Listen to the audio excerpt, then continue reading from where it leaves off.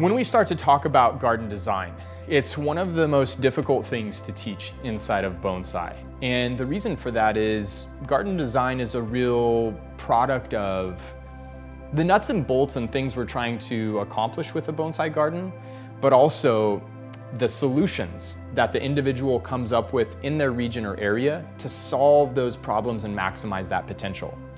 Tonight in the stream, I want to talk about those backbone pillars to give you guys something to really establish some knowledge on. And then I want to share with you the ways and the solutions and the creative direction that we utilized at Mirai to maximize that potential and solve some of those problems in a way that created a really beautiful and effective garden.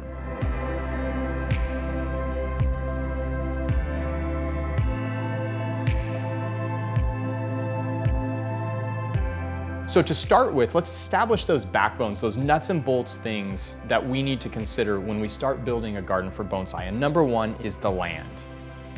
What potential does the land offer? What exposure does the land offer? What problems does the land have that we need to address to be able to cultivate bonsai on that land? This is a very major concept that we've got to take into consideration with all of the factors that are entailed, okay? We're gonna go out into the garden and we're gonna look at those factors and we're gonna talk about how we address those factors with the creation of Mirai. Number two, the creation of spaces in your garden. And this is something that is a reflection of the land, but is more a reflection of what purpose and what function does our garden need to serve within our bonsai practice to give us the spaces to cultivate the kind of trees that we need or want to be creating as bonsai. And number three, what are the resources that we have to build this garden that we can pull on, that are locally available, that are financially realistic, that are capable of withstanding the test of time, to maintain a beautiful and functional garden over the course and journey of your bonsai practice. Those three pillars really set the tone at Mirai for what has become a total ethos around the garden design and the pursuit of bonsai from the perspective of a well-designed garden. I want to take you guys out into the garden. I want to go through each space. I want to talk about those big pillars. And then I want to walk you through all of the personal solutions that I came up with that might spawn and stimulate ideas for you guys to be able to solve and answer some of those solutions in the construction of your own garden, so that you walk away from tonight's stream not with a how-to manual, but with a firm backbone of understanding of what you need to build, why you need to build it, and some of the solutions of how you can build that to best reflect your own aesthetic and the resources you have around you.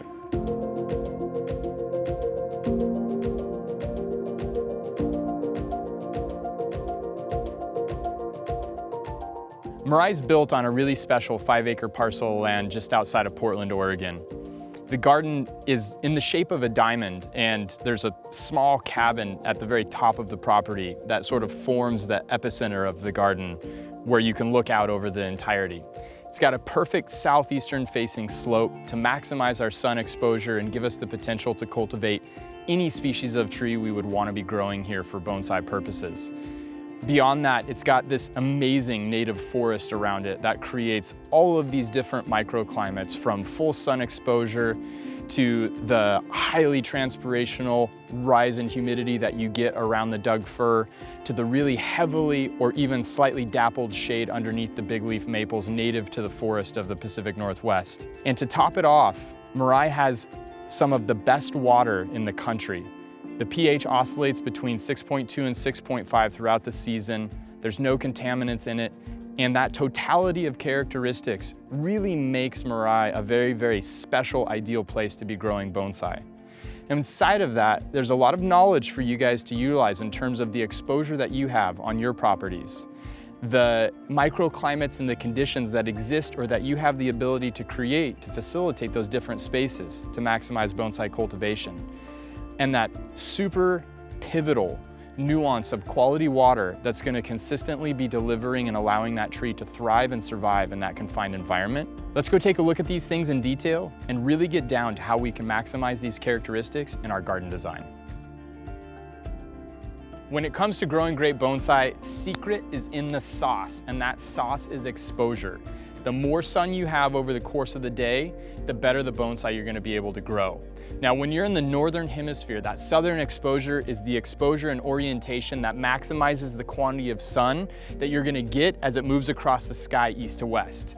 If you're in the southern hemisphere, conversely, that northern exposure and that northern orientation is gonna give you that prolonged amount of sun. Without sun, we start to limit the number of species that we can cultivate. We start to limit the amount of heat that propels and perpetuates growth. Exposure is a key consideration when you guys start to design and put together your garden to quantify and correctly cultivate bonsai. At Mirai, we've got a variety of microclimates that are created by the native vegetation around us. On the east side of the garden, we butt up to the Doug firs and the western red cedars that are native to the Pacific Northwest. These massive trees transpire over the course of the day, and even though the bonsai that are in this location are growing in full sun, the relative humidity around them because of the forest transpiration and water loss is actually building a more robust environment for the trees to exist in. This is one example of a unique microclimate that's created by what was inherently a part of the property and the land when we started to design and build the garden. You have the ability to access and tap into all of these features wherever you're at by exploiting and utilizing those key characteristics of that site that you're building your garden. In the center of the garden, this is where the magic truly happens. We've got exposure to full sun over the entire course of the day, and our biggest, baddest, best conifers exist in this space to maximize their daylight length and the heat that propels growth. Now, in the very, very center, we created a retractable shade cloth just in case the summer peak temperatures got a little too warm for some of our more sensitive varieties. That structure allows us to maximize daylight length while cutting the intensity to preserve any of our more delicate trees. As a result, the center of the garden has become the epicenter and the place where the most development and evolution of our trees takes place. It's a paramount location at Mirai to be able to see what we can do when we maximize exposure and we increase the ability for trees to grow over the course of the day. The western margin of the garden at Mirai is lined by these big, beautiful, big leaf maple trees. This is the first point of the garden where the sun starts to set below the tree line and we get shade at the earliest possible point here. These big leaf maples over the course of 8 years have been the savior for so many bonsai that needed some protection from that intense sun, needed that dappled shade, and just needed to recover from stressful operations. In any garden we create, we've always got to build a triage center or a location where trees can seek reprieve from all of the elements pulling water out of their foliage. At Mirai, the western boundary, with those big leaf maples, is that microclimate that allows trees to recover from adverse conditions. This is a pivotal point of garden design and building to successfully cultivate bonsai. As much as I would love to believe that horticulture can take care of so many of the issues that we experience in bonsai, one of the almost undeniable components about cultivating bonsai in colder weather areas is the necessity of a greenhouse. A greenhouse allows you to be able to extend your repotting season, protect trees from inclement weather, and more than anything, shelter those trees from excessive moisture loss once they've undergone excessive work. When we look at the potential and the opportunities that a greenhouse creates to really do high-level bonsai, it's one of the biggest tools we can apply as a microenvironment or a microclimate in our gardens. Even if you don't need a massive greenhouse, just having it as a tool, a small resource to help you move your bonsai along is a massive leg up towards creating, growing, and cultivating the best bonsai.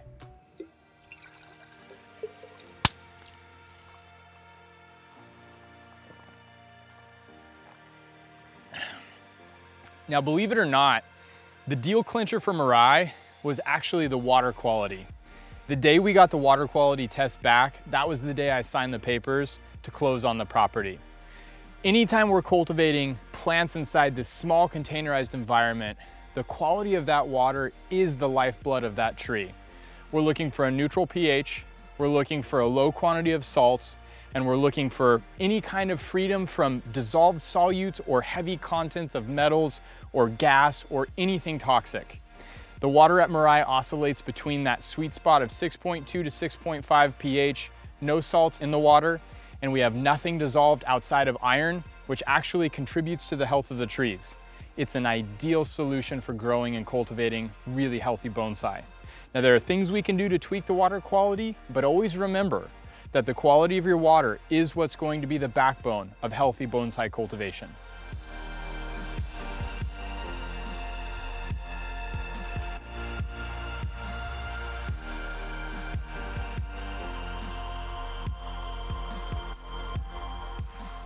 There's any number of ways to organize your spaces in a garden, but one of the most important things you can do for the function as well as the design of a garden is create outdoor rooms or outdoor spaces. At Mirai, we organized our spaces based on the function of the space, and we created consistent thematics that tie a space together to make it feel like it's separate from the other locations in the garden. Below me is one of the most functional and utilitarian spaces at Mirai. This is the container yard where we hold all of our stock that's never been touched before. It's never been styled, it's never been repotted. We get maximum sunlight for these trees to grow, recover, and expand in preparation for their transition to be bonsai. This space is delineated by a gate, it's delineated by the landscape that occurs around it, and it serves its function based on the layout of the actual room that's created beyond this entry point. This is our functional location for inventory to exist. Another prominent space at Mirai that we created after we had already built the backbone of the garden was the display space, where we have a cortin backdrop. We've got trees with a lot more room around them to be able to focus and feature individual trees.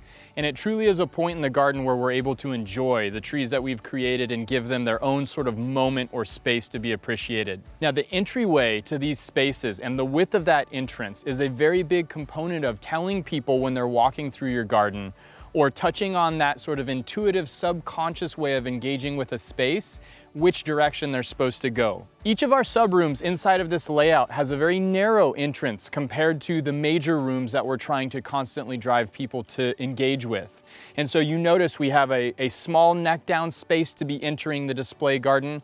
We still have the plant material on both sides to show that it's a delineated room. And even if we look to the right here, as we exit the garden, we've got that same sort of change of size of the pathway. We've got the same elements delineated by the wood and the borders and the landscape. This is creating distinctive changes in experience as you walk through a really well-designed garden.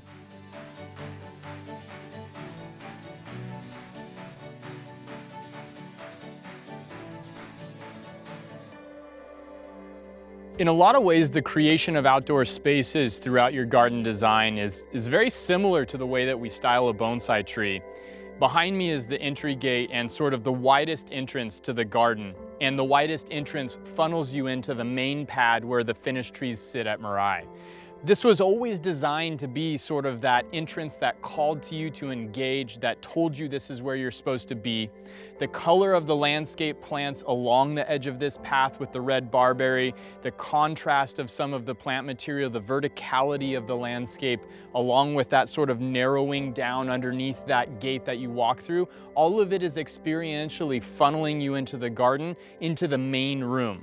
When we say these rooms are almost in some way supposed to coordinate or coincide with the styling of a bonsai, the biggest room where your most prominent pieces sit is almost like that defining branch that dictates the style and the tone for the rest of your tree. This pad was the first pad, the main pad on the garden to be created. It's where we started to discover what benches and the style and construction we were going to create. It's how we started to feel our way through the stone placement, the landscape creation, and how we wanted Bonsai Mirai to really engage with the people that come to this garden. This pad set the style and the tone for everything else that's been built around it. It occupies the biggest space and it carries with it the most significant weight. Even when we start to neck down the spaces and transition from the physical garden itself to the more utilitarian areas like the workshop, we start to repeat those elements and carry that same continuity through the landscape to build yet another room. To think about the garden space as a room, to think about the physical spaces, buildings, and structures as room, and to be able to carry people through, guiding them with the width of the path, the colors in the landscape, the hardscape that exists along the edges that are constantly giving them reference to how they engage with that space, is a fundamental backbone and pillar of really excellent garden design. Be thinking about how you guide people, the width of the spaces that you're driving them through, the colors that you're creating to draw their eye or potentially stop their eye from moving to that space, so that you're constantly informing people that are engaging with your garden and yourself how you're supposed to be engaging with that space. The third major pillar of garden design is understanding what resources do you have at your disposal. We've got to be thinking about the hardscape that creates the backbone for your garden, the rooms, the spaces, and the structures. And then you've got to be thinking about the softscape, or the plant material that's going to soften that's going to grow and mature with that hardscape, and that's going to provide a lot of the color as well as environment around your bonsai to successfully be cultivated in that space. Let's take a walk through the garden and let's look at some of the nuts and bolts of the hardscape as well as the continuity of the softscape to be able to create that cumulative environment with the available resources we had at our disposal. The hardscape at Mirai has several different elements. We combine these natural elements to give the garden a uniform feel. We've got stone, we've got wood, and we've got powder-coated metal. As far as the stone is concerned, we utilized a locally available crushed basalt for the ground or the floor of the garden. This is a very black, dark stone that allows it to accumulate a lot of heat. Oregon's very wet, very cold, and in order to be able to successfully cultivate conifers, this is a really wonderful resource that was locally available. To be able to preserve the quality of the pads that we created, we laid down a 6-inch layer of 1.5-inch basalt. And then on top of that, to be able to create a really open filter for the decomposition of plant material, we created a 3/4 top dressing to that 1.5-inch bottom. The 1.5-inch keeps the stone from compacting, and the 3/4 allows for a really good feel on the foot, as well as allows decomposing leaf matter to work through the gravel without causing the accumulation of weeds. Based on the slope of the land when we terraced the garden, we had to retain the cuts in the land that we created. We utilized a flat stacked stone that was also locally available to hold back those walls and create continuity in the hardscape. We also started to install larger boulders as a portion of the walls that we built, and we carried those boulders throughout the garden to maintain that hardscape and that presence of that large stone mass as a design element. This really built sort of that continuity that is Mirai and has become iconic of this space. In regards to the wood that we chose to use in the garden, we selected wood to construct our benches because we could minimize the footprint and the size of the wood that is actually in contact with the ground. Our benches are made of 4x6 pressure-treated lumber that has a very minimal impact and a very minimal contact point with the ground. The pressure-treated allows it to last longer while being submerged, and it's set in 3 feet of concrete to make sure that we have total stability for our trees' support while on the bench. The monkey poles that are spaced throughout the garden hold some of our best trees. They're recycled telephone poles that are very patinaed from what they were originally. Having that age, carrying forward that sort of sign of being weathered over the course of time, and they're topped with the same pressure-treated lumber that we've used on the benches. These create really isolated, wonderful display spaces for the trees. Durable, set in concrete 3 feet in the ground, and capable of holding the heaviest trees that we have at Mirai.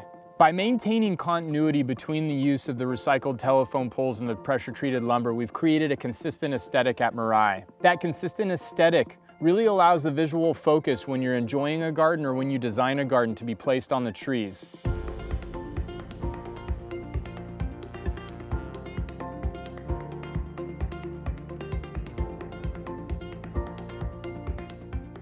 The third hardscape element that we utilized at Mirai was a black powder-coated metal. You can see the accents in the gate behind me, but it was used throughout the garden and even into the workshop to create the shelves that form all of the display spaces for our pots. Metal is a really structurally sound element and works well with the idea of wood and stone to still stay inside of that natural component. It creates consistency, it creates structural strength for things that wood and stone might not be able to give us, and really rounds out that hardscape to create that design continuity. So the final component that pulls all of these pillars, the land, the microclimates, the outdoor spaces, the hardscape, the thing that pulls this all together is the softscape throughout your garden that you choose to utilize to unify the aesthetic. Now, when we talk about the softscape, we're not talking about the native vegetation, although native vegetation could contribute. but we're actually talking about a very select palette of plants. And if you want to make it really accurate and really high level design, 3 plants in particular that you're going to use as repetitive combinations of those 3 plants in all of the spaces to be able to tie all of your spaces together. The 3 plant combination that we chose at Bonsai Mirai was the use of lavender, the use of a euonymus, and the use of grasses with lavender and euonymus to build that uniform concept of design. Now, obviously, interspersed throughout all of that are hints of red, hints of yellow and chartreuse, other components that carry with them interesting foliar features, leaf features, flowering features, or fall seasonal effects that give them value in the garden.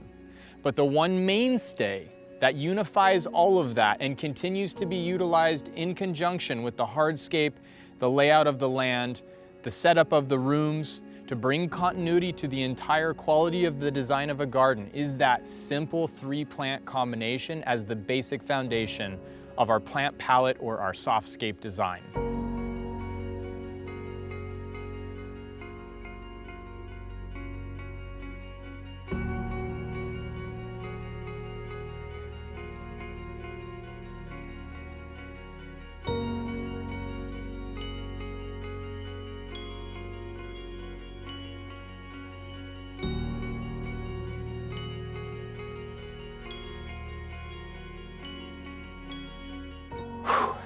That was a lot. That's a deep dive into the creation of a facility that has been the product of now 8 years of construction. But if we're really being honest about Mirai, Mirai is the product of over 25 years of my bonsai career, sort of envisioning the creation of this garden and everything that it's capable of facilitating and accomplishing. You guys have some very fundamental concepts that are going to allow you to better build and create and refine your spaces as a beautiful landscape as well as a bonsai facility to effectively cultivate bonsai. And hopefully through the course of this stream, you've developed some insight into some of the problem solving that you can apply to be able to satisfy some of those solutions and opportunities that present themselves in your gardens to maximize both the functionality of that garden as well as its beauty in doing so. Good luck. Enjoy the garden build. I hope you guys got a lot out of this. It was fun to share it with you, and we'll see you next time on Mirai Live.